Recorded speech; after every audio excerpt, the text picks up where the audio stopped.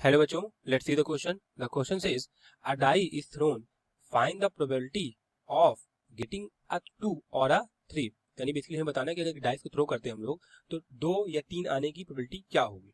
तो यहाँ से सबसे पहले हम समझेंगे कि इस क्वेश्चन के अंदर हम क्या की कंसेप्ट यूज करेंगे। बेसिकली इस क्वेश्चन को सॉल्व करने के लिए हमें पता होना चाहिए कि किसी एक इवेंट ए की प्रोबेबिलिटी निकालते कैसे। ये होता है हमारा P of A is equal to N of A divided by capital N। यहाँ पे स्मॉल एन ऑफ ए का मतलब होता है कि हम इससे पता करना चाह रहे हैं कि नंबर ऑफ फेवरेबल आउटकम्स कितने हैं हमारे। नंबर ऑफ, यहाँ लिखेंगे नंबर ऑफ फेवरेबल आउटकम्स, जो इवेंट हमें चाहिए वो कितनी बार आ रहा है उस सिचुएशन के अंदर। तो यहाँ लिखेंगे number of favourable outcome divided by N. क्या होता है हमारा, ये होता है टोटल नंबर ऑफ आउटकम, ये होता है हमारा टोटल नंबर ऑफ आउटकम्स। और पी ऑफ ए का मतलब क्या होता है हमारा, पी ऑफ ए का मतलब प्रोबेबिलिटी ऑफ इवेंट ए।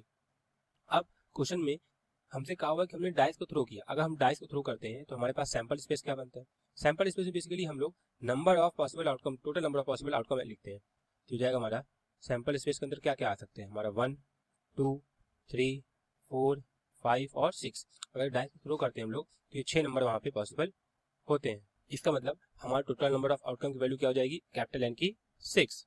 अब हमसे बोला है कि हमें चाहिए प्रोबेबिलिटी या तो 2 आ जाए या तो 3 आ जाए। तो यहाँ से अगर हम लोग देखें तो या तो 2 आएगा या तो 3 आएगा। मतलब हमारे टोटल कितने फेवरेबल आउटकम है, 2। टोटल नंबर ऑफ आउटकम के अंदर हमारे पास फेवरेबल आउटकम कितने हो गए, 2। यानी एन ऑफ ए की वैल्यू कितनी हो जाएगी यहाँ से 2। यहाँ लिखेंगे हम लोग एन ऑफ ए की वैल्यू कितनी हो गई हमारी 2।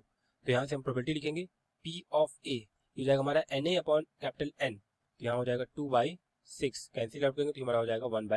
तो यहाँ से हम कह सकते हैं हमारा जो फाइनल आंसर है इस क्वेश्चन का वो आया 1/3।